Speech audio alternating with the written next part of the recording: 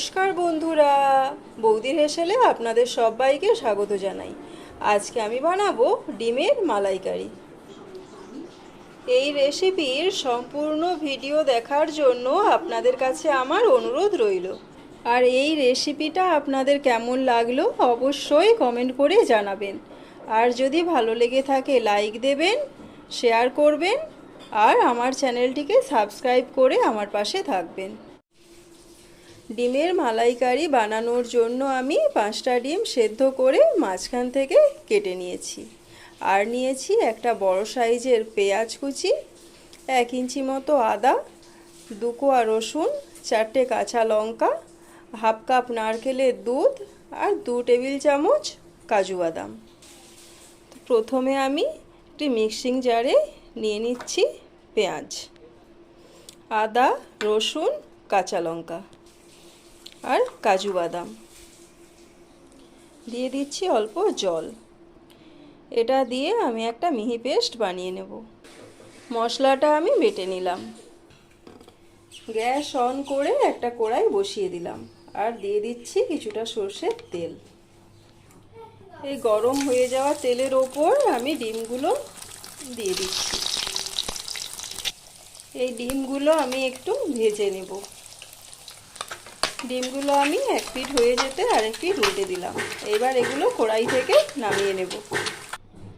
ডিমগুলো কড়াই থেকে নামিয়ে নিলাম।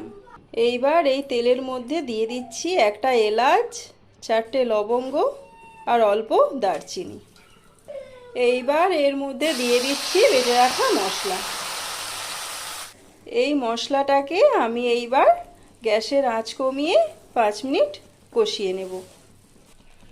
কিছুক্ষণ কষানোর পর আমি দিয়ে দিচ্ছি এতে পরিমাণ মতো লবণ আর অল্প হলুদ।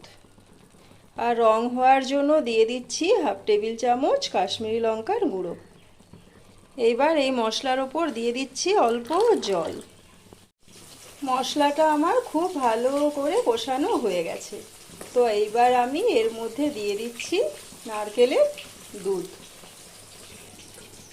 এইবার এর মধ্যে দিয়ে দিচ্ছি আধা চা চামচ চিনি। এইবার এর মধ্যে আমি দিয়ে দেব ডিম।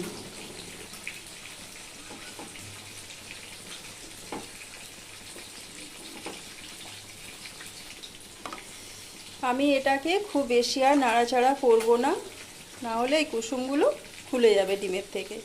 তো এইবার আমি গ্যাসের আঁচ একদম কমিয়ে দিয়ে 5 মিনিটের জন্য ঢেকে দেব।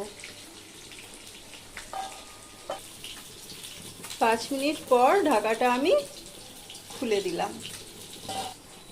তো এইবার আমি গ্যাসটা বন্ধ করে দেব, দিয়ে ঢাকা দিয়ে আরও কিছুক্ষণ রেখে দেব। কিছুক্ষণ পর এটা একটা পাত্রে আমি নামিয়ে নিলাম আর দিয়ে দিলাম ওপর থেকে চেরা কাঁচা পাকা লঙ্কা। এটা এখন পরিবেশনের জন্য একেবারে তৈরি। তো চলুন বন্ধুরা, টাটা। সবাই সুস্থ থাকুন, ভালো থাকুন।